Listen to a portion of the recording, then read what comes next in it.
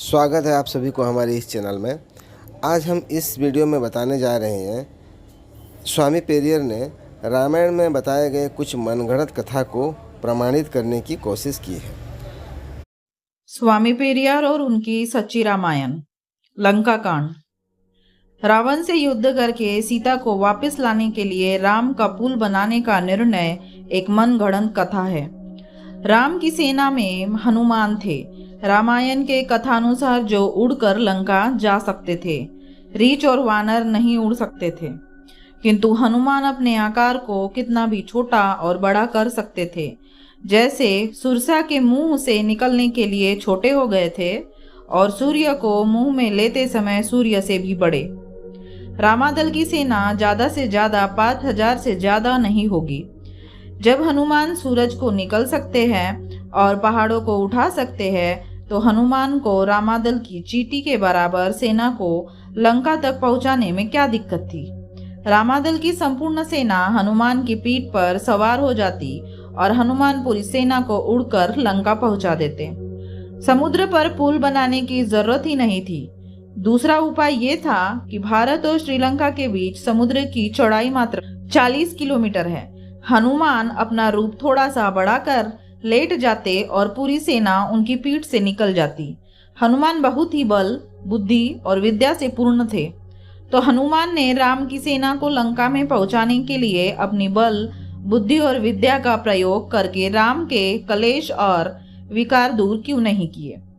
जो हनुमान अपने मालिक राम के दुख दूर नहीं कर सकता, वह आम जनता के दुख दूर कैसे कर सकता है। यदि हनुमान राम की समस्या को हल कर देते, तो राम को समुद्र से अनुनय विनय नहीं करनी पड़ती और पुल बनाने की मेहनत भी नहीं करनी पड़ती। इससे ये ही प्रमाणित होता है कि हनुमान न तो उड़ सकते थे और न ही उनके पास कोई बल, बुद्धि और विद्या थी। यह बिल्कुल सत्य है कि बल, बुद्धि और विद्या के नाम पर हनुमान रूपी पाखंड फैलाया हुआ है। अपने देश में 1200 वर्ष पूर्व हिंदी भाषा लिखना और पढ़ना कोई नहीं जानता था। हिंदी भाषा का उद्गम ही 8वीं शताब्दी में हुआ था।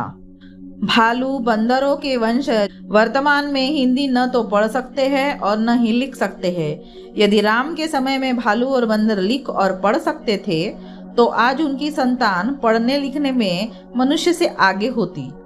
भालू बंदरों को हिंदी सिखाने वाला राम के काल में कोई शिक्षक होता, तो वह मनुष्यों को भी हिंदी सिखा सकता था और राम के समय से ही अपने देश में हिंदी होती। इतिहासकारों ने सबूतों के साथ लिखा है कि हिंदी लिपि 8वीं शताब्दी से ही आरंभ हुई है, इसलिए रामायण ही गलत है। जब रामायण गलत है, तो पत्थरों पर राम नाम की हिंदी लिपि लिखना भी एक पाखंड है। अब बताइए कि समुद्र पर पुल बनाते समय भालू और वानर पत्थरों पर राम नाम लिख सकते थे। राम का नाम लिखे पत्थरों को पानी पर तैराना लोगों को मूर्ख बनाने के लिए एक पाखंड है। हवा भरी बॉल को पानी पर डालते हैं तो वह पानी पर तैरती रहेगी जब तक उसके अंदर वायु है। यदि पानी पर तैरने वाला पत्थरों का ऐसा कोई पुल होता, तो आज भी वह पानी पर तैरता। इससे सिद्ध होता है कि राम सेतु का निर्माण और हनुमान का उड़ना दोनों पाखंड है।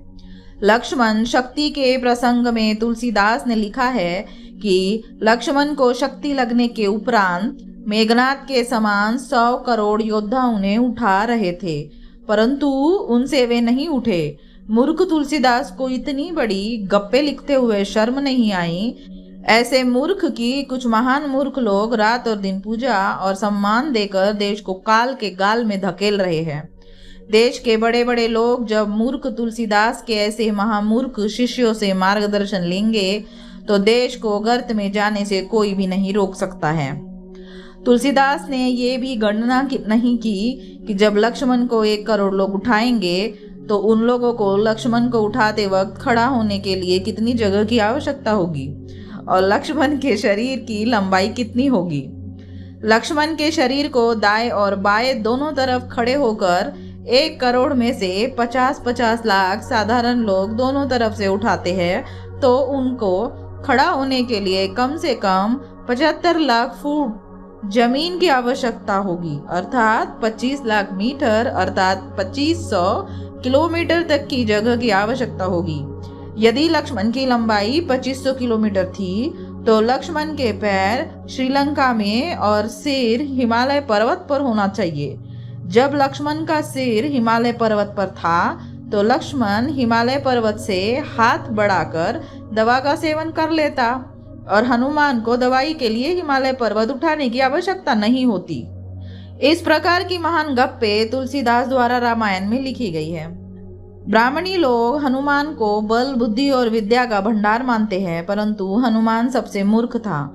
जब श्रीलंका के हकीम ने उसको हिमालय से संजीवनी बूटी नामक दवाई लाने के लिए कहा था, परंतु हनुमान इतना मूर्ख था कि जरा सी दवाई के लिए हिमालय पर्वत को ही उठा लाया। हनुमान से बुद्धिमान तो आज के लोग हैं। डॉक्टर दवाई लिखता है तो पूरी दुकान को न उठाकर लिखी हुई दवाई को ही लाते हैं। जब उस समय के जानवर पत्थरों पर राम नाम हिंदी में लिख सकते थे और पर्वत बातें कर सकते थे, तो हनुमान एक कागज पर हकीम से दवाई लिखवा कर ले जाते और उस कागज को हिमालय को बता देते, तो हिमालय अपने स्वयं के उठने के स्थान पर मंगाई गई बूटी को ही हनुमान को दे देते। परंतु हनुमान में कोई बुद्धि ही नहीं थी, इसलिए एक मूर्ख की तरह हिमालय पर्वत को उठाकर लाया था। इससे पुष्टि होती है कि हनुमान एक बुद्धिहीन जानवर था। यदि हनुमान में बल होता तो राम को लंका में पहुंचने के लिए पुल की आवश्यकता ही नहीं होती।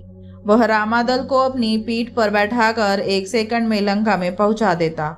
रावण भी तो भारत में बिना पुल के आता जाता था। रामायण में ऐसा कहीं भी नहीं लिखा है कि हनुमान ने किसी से शिक्षा प्राप्त की थी। इस प्रकार पुष्टि होती है कि हनुमान बल और विद्या से स्वयं ही हीन था, तो वह दूसरों को बल और विद्या कैसे दे सकता है। इस प्रकार तुलसीदास सहित संपूर्ण रामादल मूर्खों की फौज थी।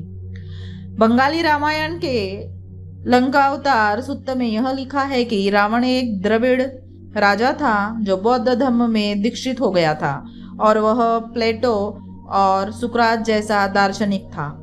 बौद्ध साहित्य में रावण की अत्यधिक प्रशंसा किए जाने के कारण ब्राह्मणों तथा पंडितों ने अपनी रामायण गढ़कर रावण का चरित्र हनन करके उसे ऐसे तुच्छ एवं घृणित रूप में प्रस्तुत किया। अपनी रामायण में कीर्तावास कहते हैं कि रावण ने देश में प्यार और उपकार के साथ शासन किया। रणभूमि में मृत्यु के समय रावण ने राम को अपने पास बुलाकर उसके कानों में कहा कि राम, तुमने कपट और धोखेबाजी के साथ युद्ध लड़ा था। इस प्रकार हम कीर्तवासन की रामायण में पाते हैं कि रावण ने सत्य और न्याय का उपदेश दिया था। विभीषण ने अपने भाई की हत्या करवाकर लंका का राजा बनने की लोलुपता से प्रेरित होकर अपने ही परिवार के शत्रु राम के समक्ष समर्पण कर दिया।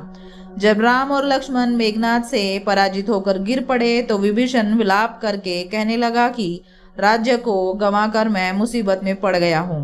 विभीषण का खून उस समय क्यों नहीं खौला जब उसकी बहन तथा अन्य संबंधी स्त्रियों की नाक, कान, छातियां और बाल काटकर उनका अंग भंग किया गया और उन्हें अपमानित किया गया। कुछ की तो हत्या कर दी गई। वह इन घटनाओं पर व्याकुल नहीं हुआ। अनेक भयानक पाप कर्म करने वाले पापी राम को ईमानदार, न्यायप्रिय और वीर योद्धा बताना तथा अपने ही भाई रावण को, जिसने बंदी बनाई गई सीता के साथ सम्मानपूर्ण व्यवहार किया, उसे शरारती बताना, ये सब उसके द्वारा अपने ही भाई के साथ धोखा करके लंका पर कब्जा करने का उसका गूढ़ उद्देश्य दर्शाता है। यह उसकी स्वार्थ सिद्धि और नीच मानसिकता के अतिरिक्त और क्या हो सकता है। रावण एक विद्वान व्यक्ति, एक महान संत, महाज्ञानी, अपनी प्रजा और संबंधियों का दयालु रक्षक, एक वीर योद्धा, एक शक्तिशाली व्यक्ति, एक उदारमन सैनिक, एक पवित्र व्यक्ति, सम्यक मार्गधारक और अनेक वरदानों का प्राप्तकर्ता बौद्ध भिक्षु था। विभीषण ने अपने भाई रावण की सार्वभौमिकता के प्रति ईर्ष्यालु होकर उसके साथ विश्वासघात किया और उसकी मृत्यु का कारण बना।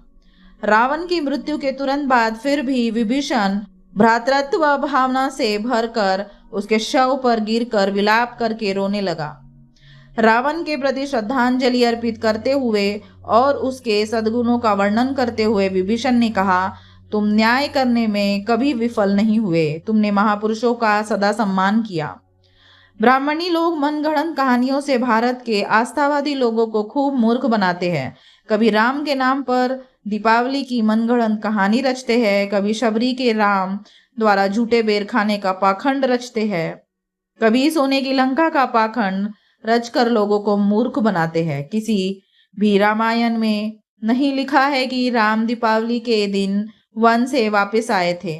किसी भी रामायण में नहीं लिखा है कि राम ने शबरी के झूठे बेर खाए थे।